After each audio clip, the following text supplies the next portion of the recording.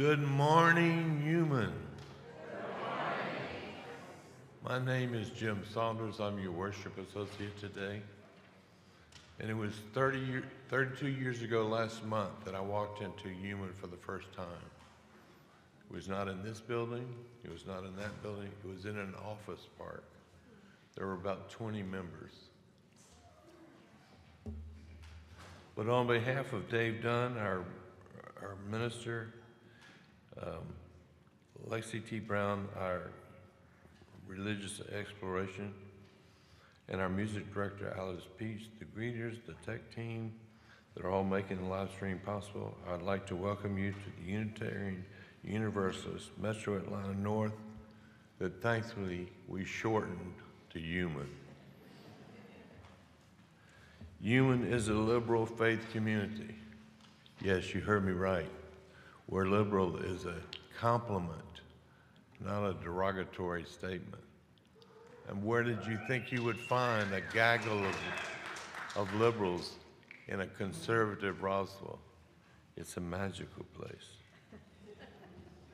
No matter who you are or who you love or where you are on your spiritual journey, you're welcome here today. I want to welcome those that are joining us through the live stream. And if this is your first time here and you're comfortable doing so, would you stand, tell us your name and where you're from? Do we have any visitors on this side?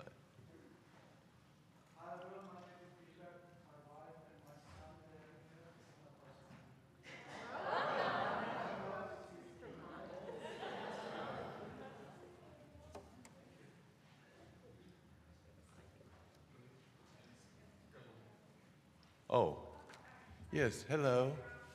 No, stand and tell us who you are.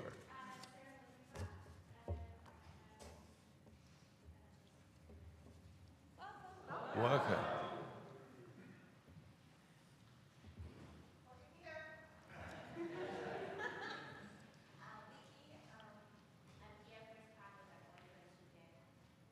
Welcome.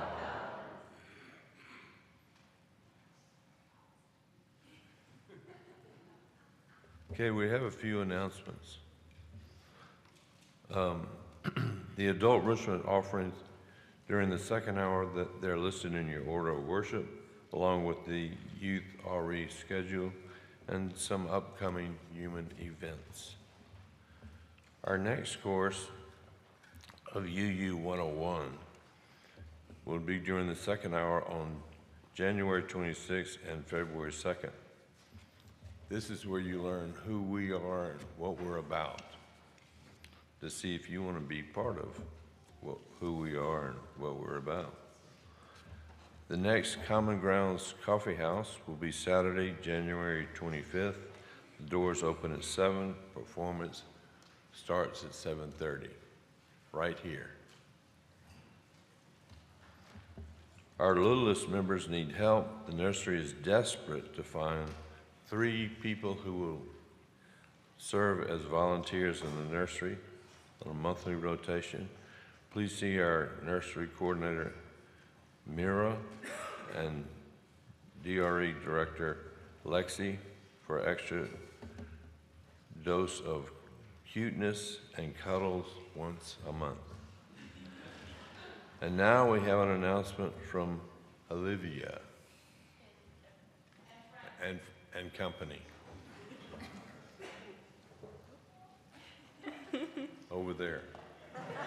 Hi, we are the coming of age of this year, and we are hosting a pancake breakfast to help fund our Boston trip, which is for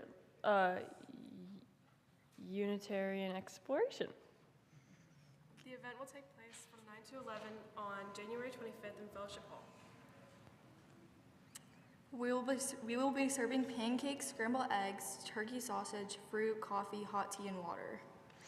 The QR code to buy tickets is in the order of worship, or you can go talk to Elizabeth, Miriam, or Lexi, or Dave, yeah. Thank you. Thank you.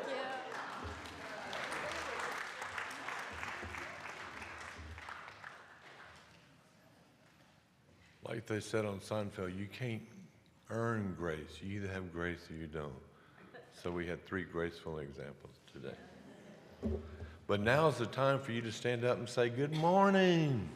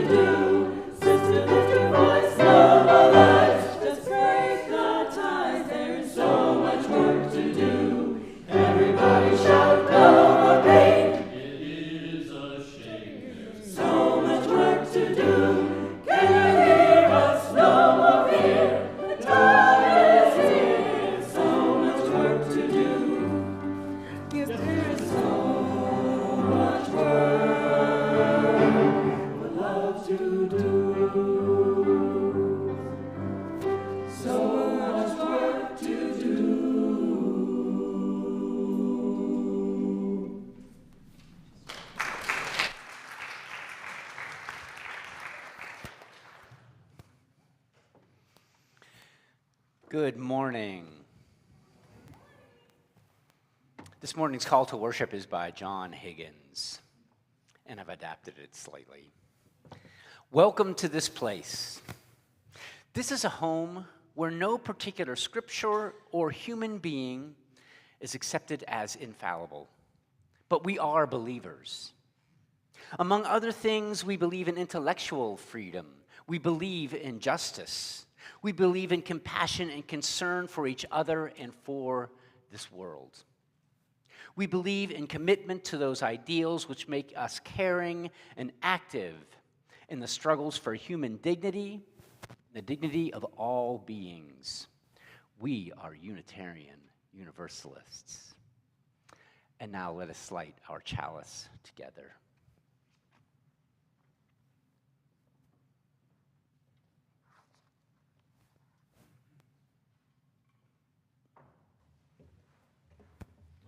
Let me just say first that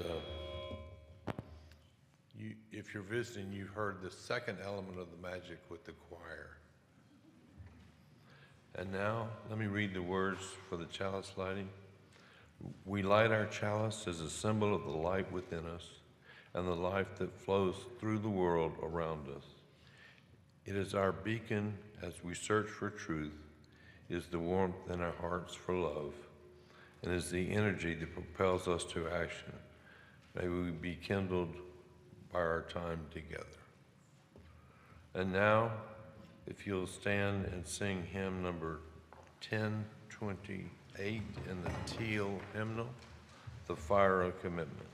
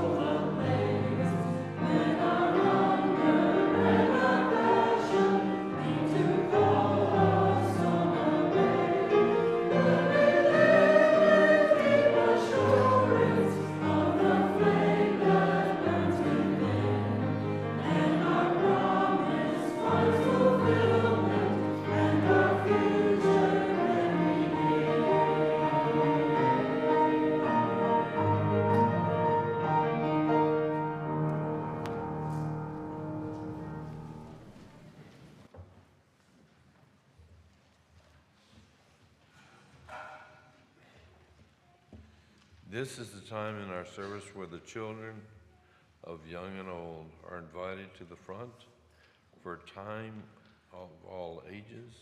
After the story, they will be invited to exit the fellowship hall for kids community for a fun for all ages activity for the remainder of the service. Kids that want to come up and sit with me while I read the story. I'm not Waverly, I'm Tina. So Waverly's not here today.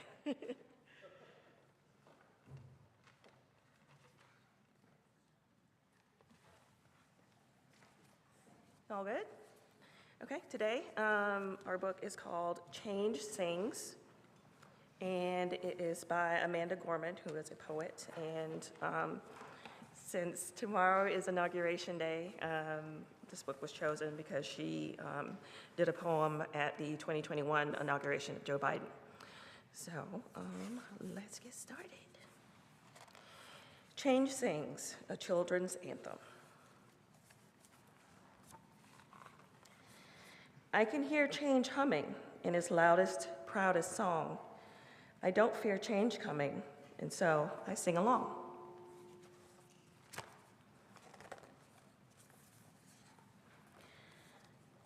I scream with the skies of red and blue streamers. I dream with the cries of tried and true dreamers.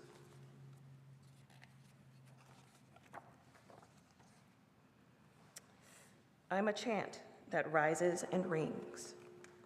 There is hope where my change sings.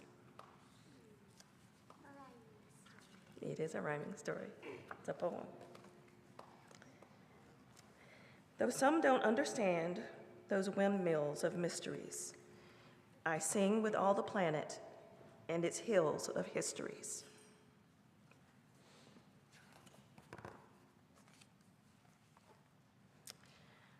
I hum with 100 hearts, each of us lifting a hand. I use my strength and my smarts. Take a knee to make a stand.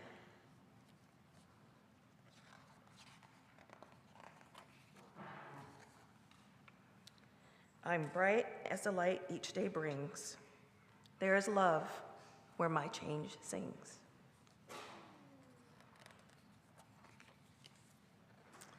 I show others tolerance, though it might take some courage.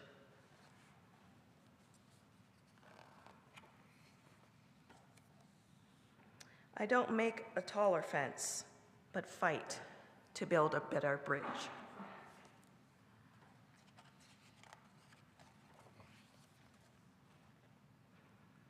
I talk not only of differences, from where and how we came.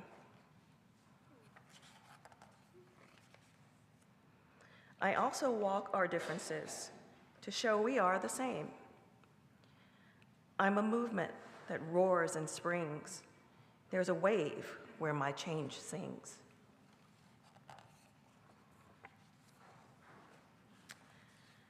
Change sings where? There, inside me, because I'm the change I want to see.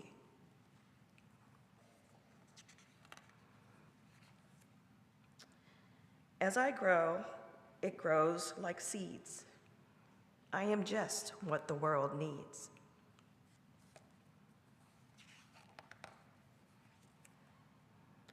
I'm the voice where freedom rings. You're the love your bright heart brings.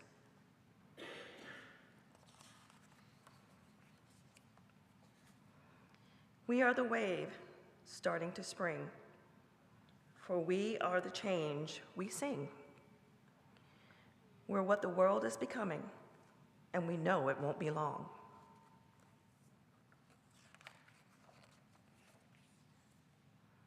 We all hear change strumming. Won't you sing along? That's it.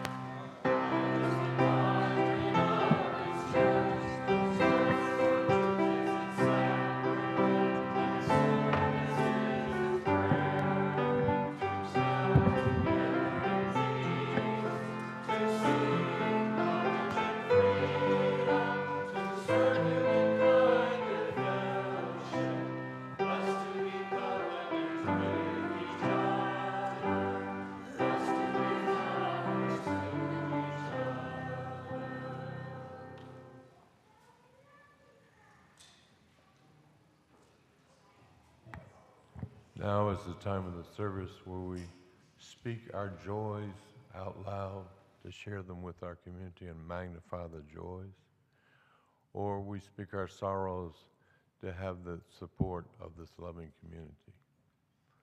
So now, if you have a joy or sorrow, please come up, tell us your name and what your joy or sorrow is, and drop a pebble in the water to represent the ripples of how our spoken word goes out to the universe.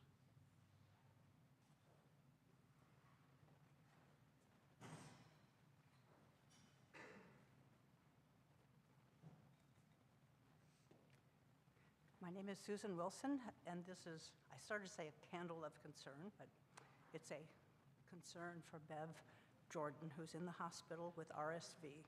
She's had a heavy-duty cough for weeks, and her daughters, she has 2 local daughters, they're taking turns being with her. Yesterday, she went to the ER, and they put her in the hospital, and she says will be there to run the course of it, but she's feeling better.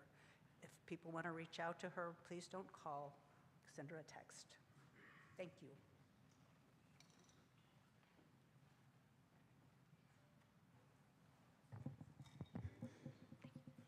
Hi, my name is Valeria Camaño. I have 2 pebbles, one for Inauguration Day and just the hesitation and fear that's going to come with that. And I also wanted to drop a pebble for the snow day that we had. A lot of my students are immigrants, and this is one of the first times where they actually could build snowmen and play in the snow and throw snowballs, and it was really nice to see them talk about snow.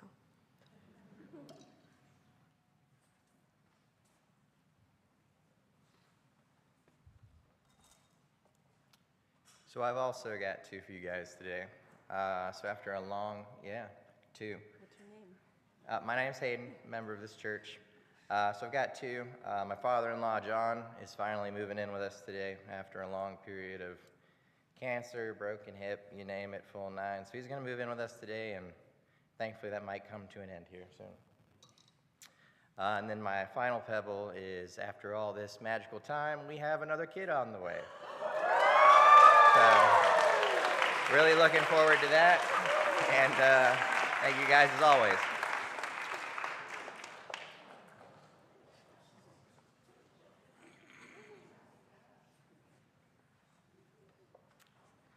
I'm Denise Wilson, and I am a member here. I've been gone for a long time because I've been pretty sick, so my pebble is a joy that I'm here today.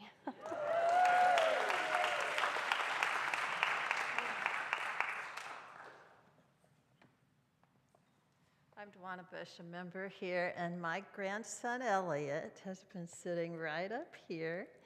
And on the way in, he said, "You're going to sing, right, Mimi?" And I said, "Yeah." And he said, "I remember when I sang in a concert, and I felt at home." An 8-year-old telling us that, so thank you.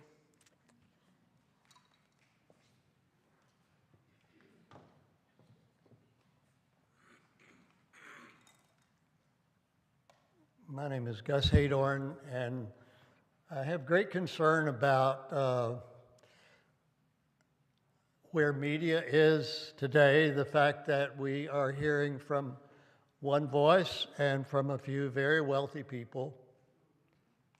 And I also have some joy because a lot of people are beginning to say, well, maybe this Facebook thing is not something I need, and other medias, and stepping away from that at least long enough to consider whether there are other options to keep us connected. Because the truth is,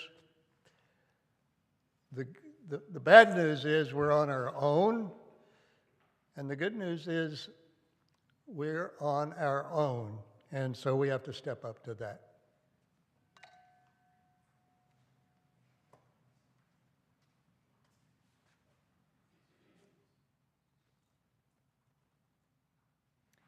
Hi, I'm Marianne Patanian, and I'm a member here.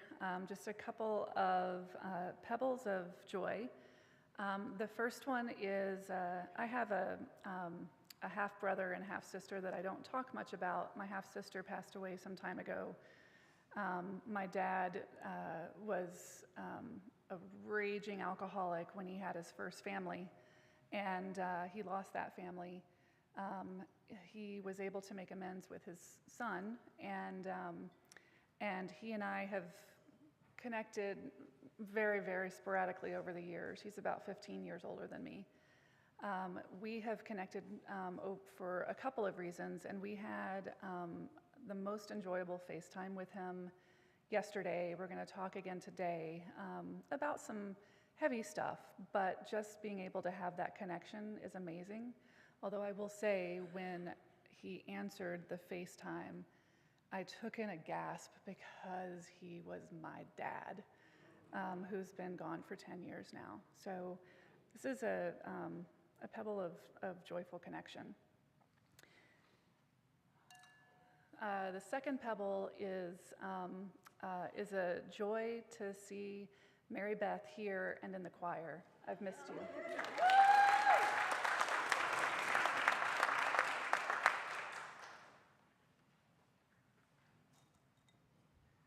I am Chris Wilson, a member of the dedicated live stream team. So from the live stream today, we have one pebble of concern from Sarah Hunter. This is the 2nd anniversary of my husband Rob's passing. I miss him every day.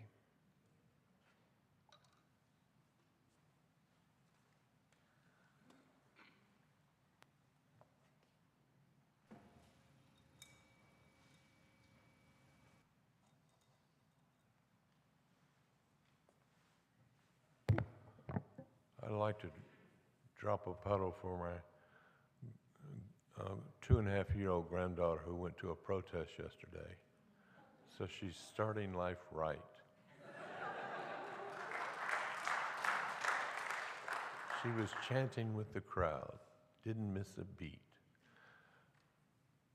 And this last pebble is for those joys and sorrows that are still in our hearts, that are too tender to express, but are with the knowledge that the community is here to support, even the unspoken.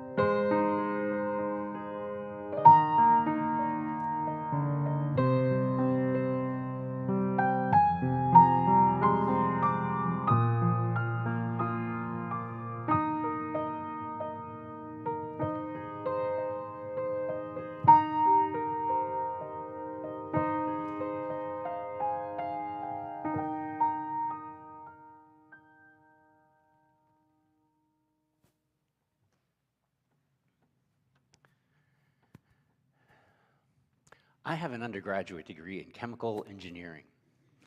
How I ended up here, I have no idea.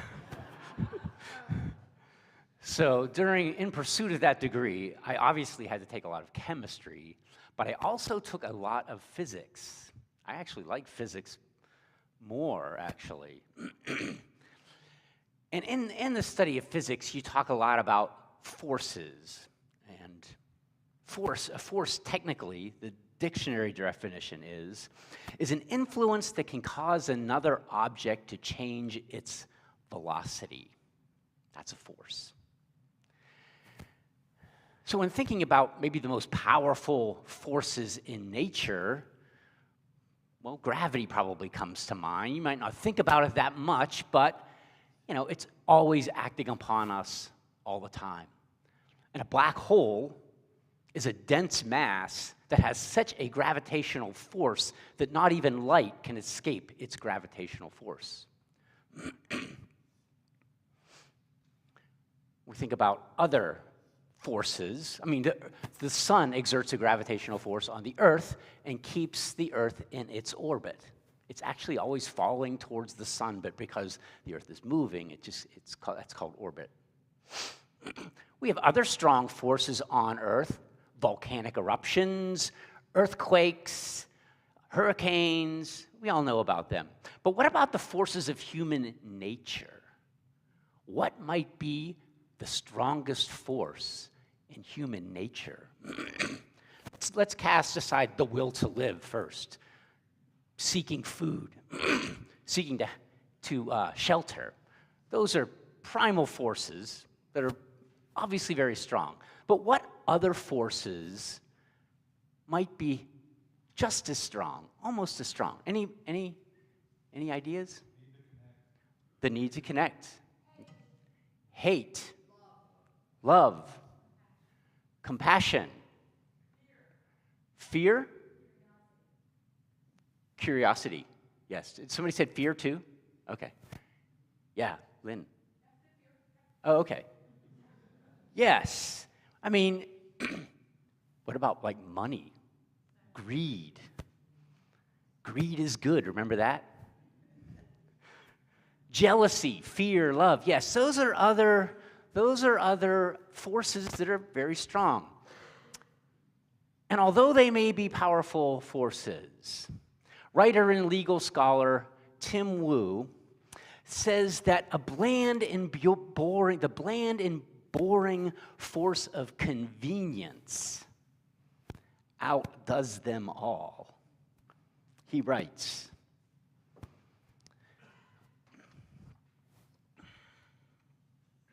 convenience is the most underestimated and least understood force in the world today. As a driver of human decisions, it may not offer the illicit thrill of Freud's unconscious sexual desires or the mathematical elegance of the economist's incentives. Convenience is boring, but boring is not the same thing as trivial. In the developed nations of the 21st century, convenience, that is, a more efficient and easier way of doing personal tasks, has emerged as perhaps the most powerful force shaping our individual lives and our economies. This is particularly true in America, where despite all the paeans to freedom and individuality, one sometimes wonders whether convenience is in fact the supreme value. He continues, as Evan Williams, the co-founder of Twitter, recently put it, convenience decides everything. Convenience seems to make decisions for us, trumping what we like to imagine as our true preferences. Easy is better, easiest is best. Convenience has the ability to make other options unthinkable. Tim Wu. Could he be right? Could convenience be the most powerful force, the largest driver, perhaps, of human behavior? Might convenience drive everything? You may not like Amazon, but you have to admit, it is very convenient. You can order anything you want online, find it, and it's almost at your door as soon as after you hit the buy now. Click on that buy now button, it can be at your door. I remember I had to go on Amazon to order some stoles for the coming of age service once where I didn't have any stoles for them, and they arrived that day. Yeah. Instant gratification. Native American medicine man John Fire Lame Deer thinks that we are addicted to convenience and the instant gratification that it provides. He says, instant light by flicking on a switch, instant coffee, instant TV dinners, instant visions through pills, plants, or mushrooms. That's what I want to get away from. To my thinking, that's part of the white instant culture. You may not like Walmart, but you have to admit it's pretty convenient. Amazon is the online version of Walmart. Walmart's the brick and mortar version of Amazon. Almost everything you want under one roof.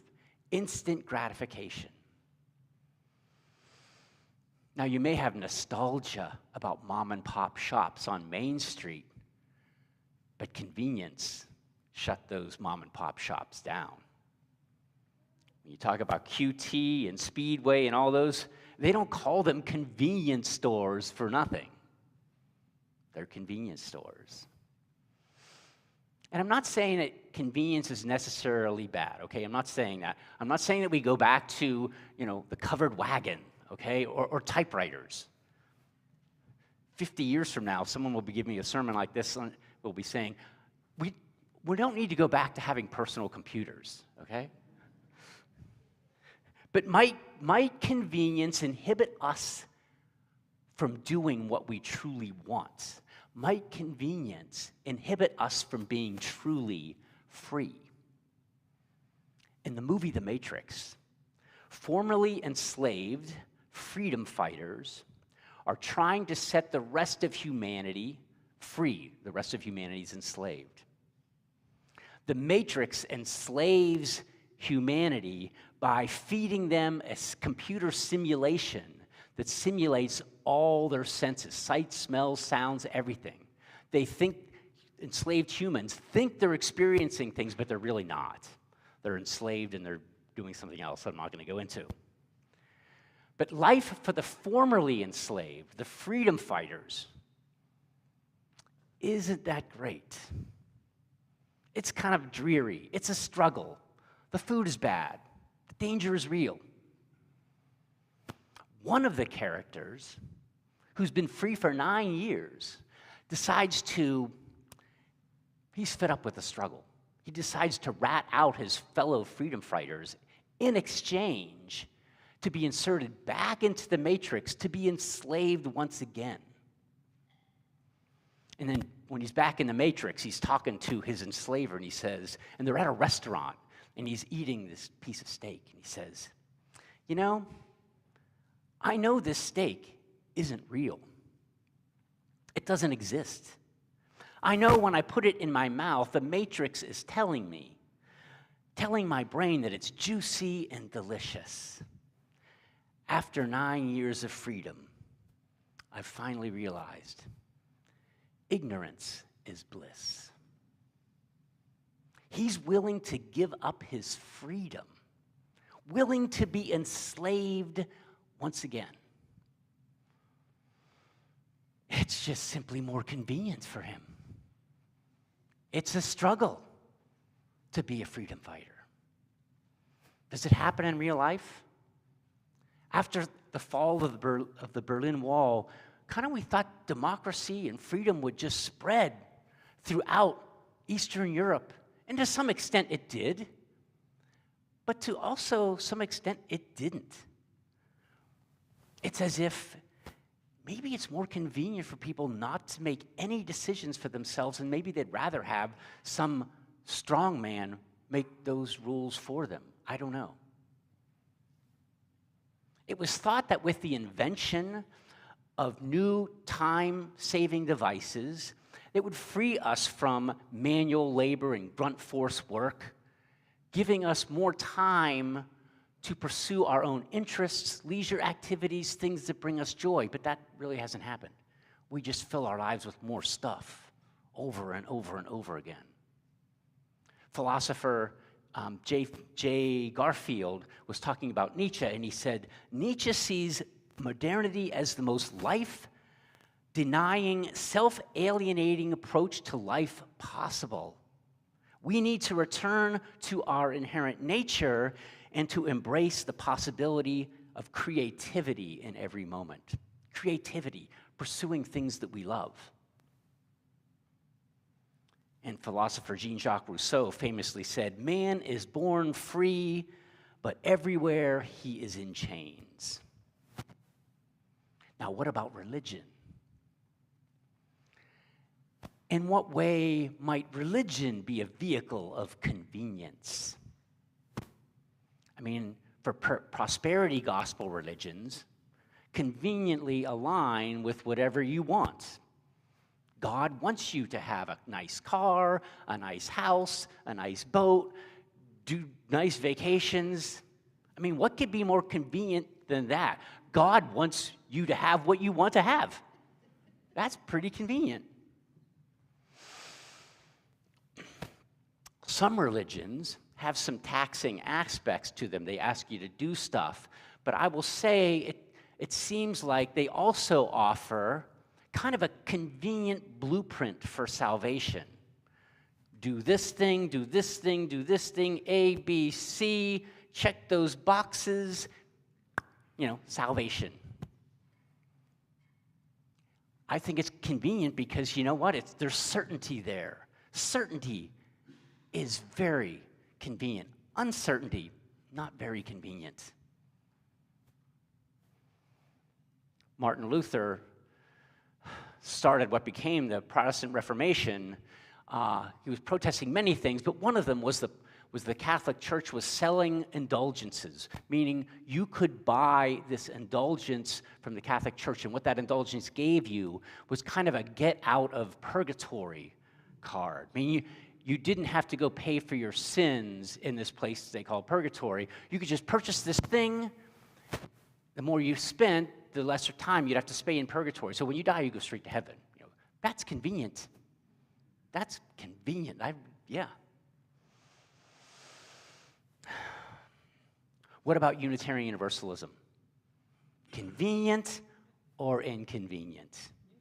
Easy or difficult? You don't have to answer. I'm going to tell you.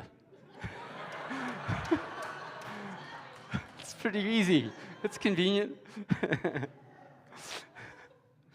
On the convenience side, Unitarian Universalism really doesn't ask very much of us. It really doesn't. That was one of the criticisms that the Article 2 Study Commission wrote a few years ago. The Article 2 Study Commission was studying part of our UUA bylaws, blah, blah, blah, Here's what they said. Our Unitarian Universalist principles express a shared ethic and imply a certain theology, one that values the individual, growth, the natural world, and diversity. But it also gives us no guidance as to how we might approach living these principles in our congregations and in our world. It declares itself to be a covenant, but the only actions it asks of its congregations is to, quote, affirm and promote certain concepts. We believe we should expect more from a covenant. And as one member put it, we need more verbs. We need more verbs. Verbs ask something of us. Verbs are inconvenient. They compel us to act. It's convenient to be part of a religious faith that doesn't ask anything of its members. Yet on the flip side, Unitarian Universalism should be considered the most inconvenient religion out there. Why? Because every UU is responsible for their own religious beliefs, their own religious faith. Think about that. That's a lot of responsibility. I don't know of any other religion that gives that much power to the people, to its members. You have the power to shape your belief in God, what God looks like. Is God like a person? Is God like an entity, a force, force of nature, physical laws? God is nothing. God is non-existent. You have that power in Unitarian Universalism. That's a lot of responsibility, not very convenient. So for this reason, Unitarian Universalism should be considered the most individual or inconvenient religion. Now, I say should, because I have a suspicion that although Unitarian Universalism gives so much power to the people, I suspect that relatively few Unitarian Universalists take advantage of that power. Perhaps it's just not very convenient to do all this theological and philosophical stuff. Maybe it's just too much thinking. Maybe subconsciously, ignorance is bliss. Or I can say, I can believe whatever I want to as a Unitarian Universalist. Wow, what could be more convenient than that? Believing whatever you want to. Yeah, very convenient.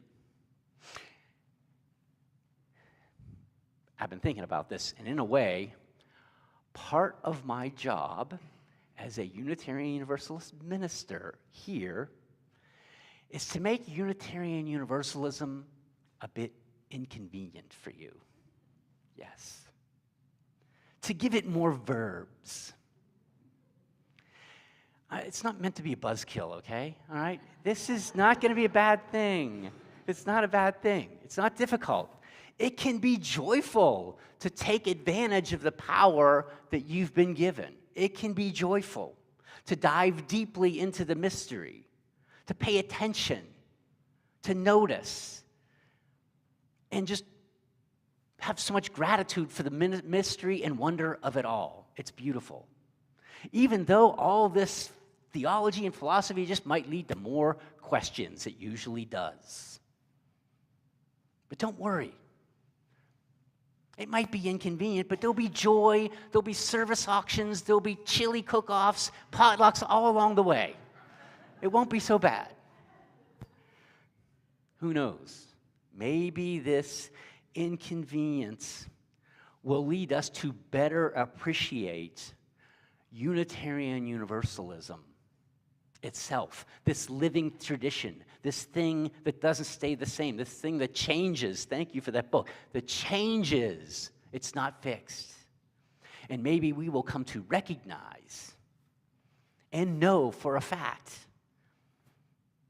that know what it is, that it can be a force too, that it can be a force for good in the world.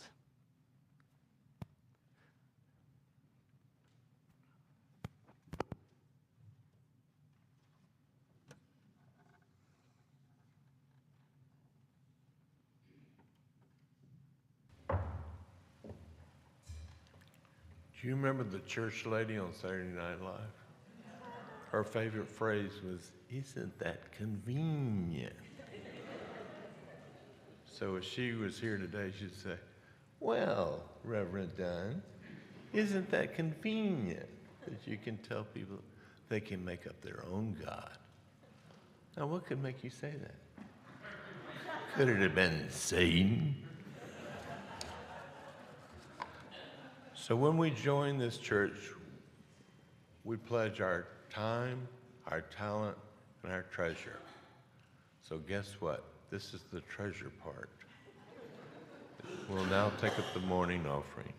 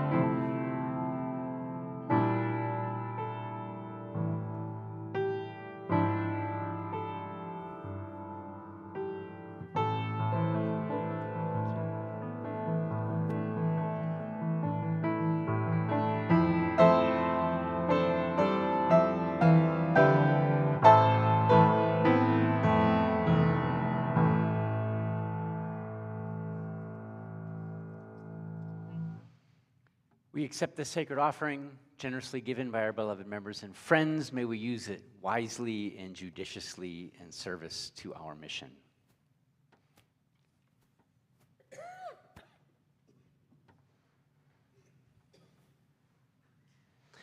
At this time, I would like to take a few minutes to offer you the inconvenient opportunity to exercise the power that Unitarian Universalism gives you. Using the paper and pencil that you probably picked up as you came in, begin to form your faith statement, your own personal theology, or what Unitarian Universalism means to you, your UU elevator speech, whatever you want to call it. Afterwards, anyone who wishes to share can come forward to share their statement, yet it is not required. What you write is for you and for you alone. So let us begin.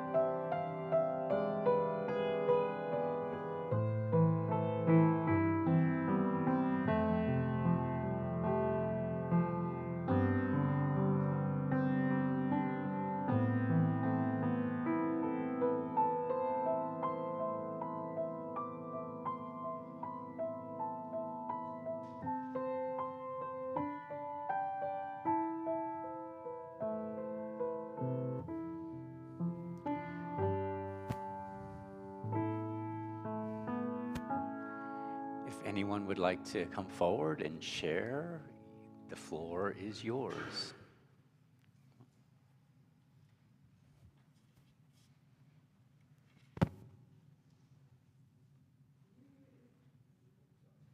Okay.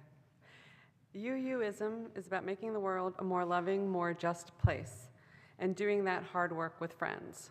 Nurture our spirit, strive for justice, transform the world.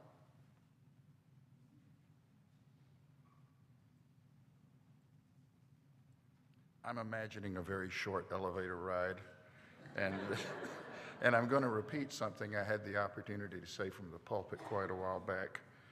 UUism for me means love and freedom in that order. All the rest is commentary.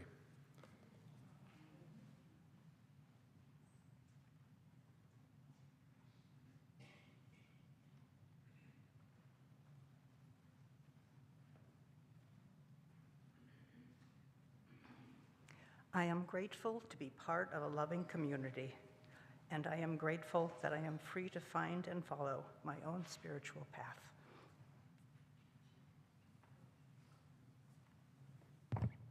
Dave gave me the question ahead of time, so. UU, and specifically UUMAN, is a liberal faith community where I can bring my whole self, my hopes, my doubts, my questions, and my gifts, my heart. I feel welcomed and loved and safe to explore and experience many dimensions of spirituality in the company of like-minded people. Because UU places emphasis on values and principles rather than doctrine and dogma, there is room for individual interpretation and practices while sharing a vision for a better world.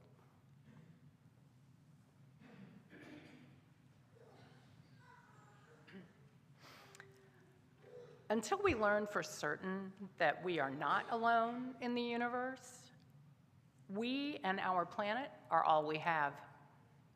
Therefore, we are all responsible for the care, upkeep, and well-being of everyone and everything. UU gives me a place to directly participate in this small community and participate in the greater good for the community of the world.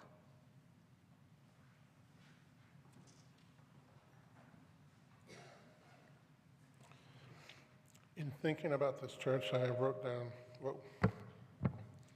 that it should be a place for community, a place for friendship, a place for spiritual family.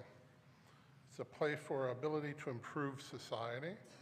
It's the ability to improve the self. It's a place to address injustice and to be with people who might challenge our worldview. And in the best possible way, it's an island of misfit toys for people.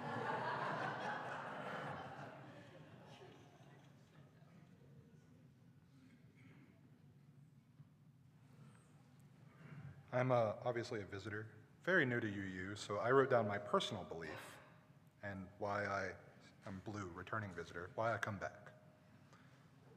I believe in belief, the power of people to come together and unite under a common purpose. This power is amoral. It can be fueled by many things. It can be a force for good or evil. It is my responsibility to seek out and support communities that create a force for good.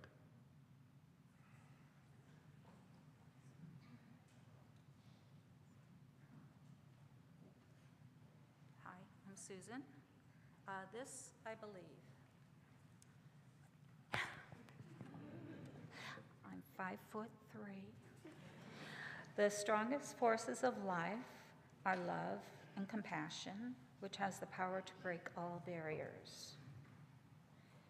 Many want the convenient option of being told the answers, and but to find your personal connection to the mystery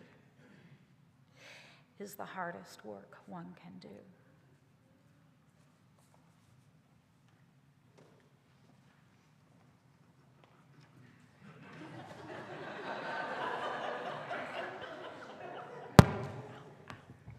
Shocking. I'm kind of thrilled after 30 years to finally have a mnemonic that helps me remember the values that you espouse, and it's called Jet Pig. It is justice, equity, transformation, pluralism, interdependence, and generosity. And I do this all with love. And this is what we're going to be teaching the 2nd through 5th graders today.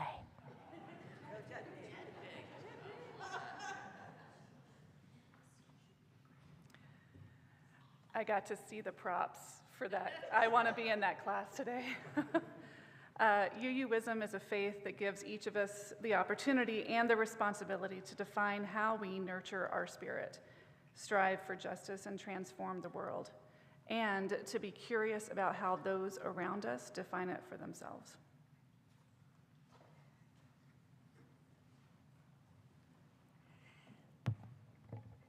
Faith is a belief of leading with love, always being the right direction, a trust in a greater good, and that there is a purpose that may never be fully understood. It is a gratitude for the natural world and an understanding that all we truly need lies within it.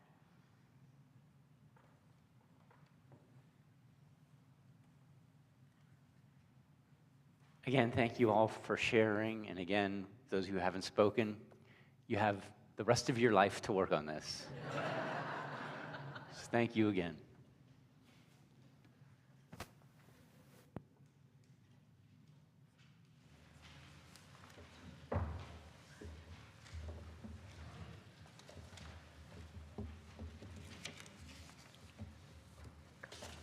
I'd like to read to you a poem I wrote, and I've been advised that a better title would be Connection.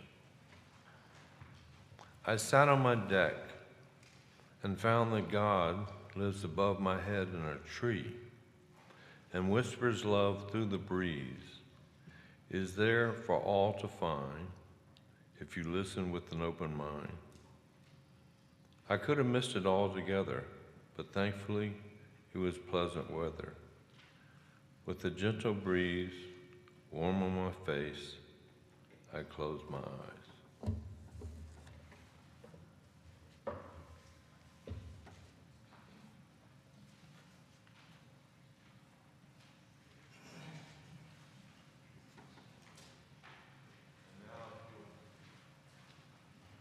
If you'll stand and sing hymn number 169.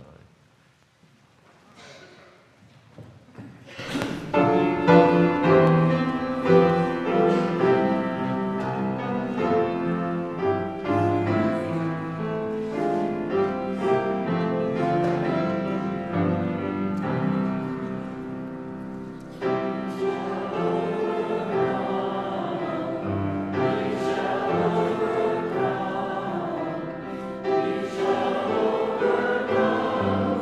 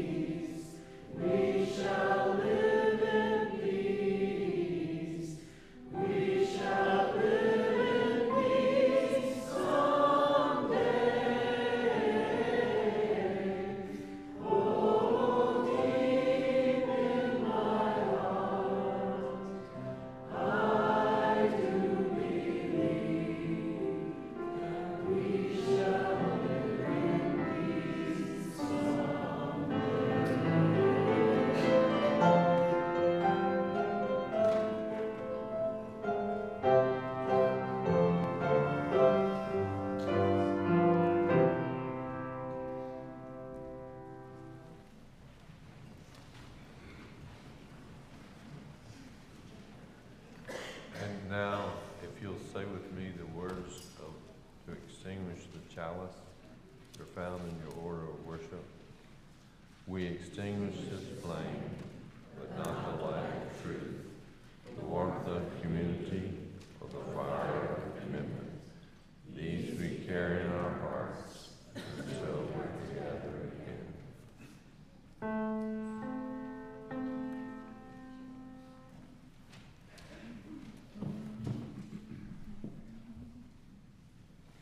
Circle round for freedom, circle round for peace, for all of us in prison, circle for release, circle for the planet, circle for restore, for the children of our children, keep the circle whole.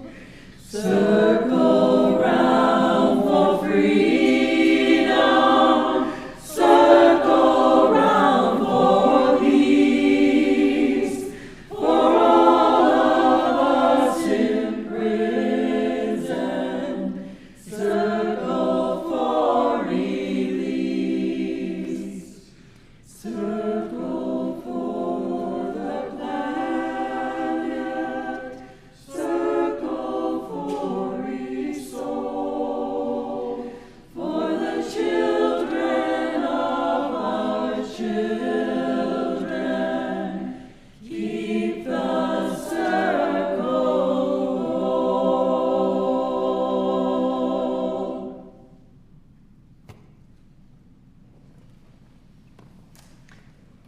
We're going to do another song.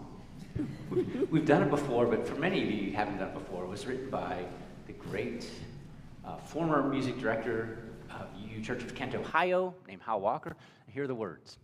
Unitarian you, Universalist you, ain't it great to be you, boom, boom, boom. Okay?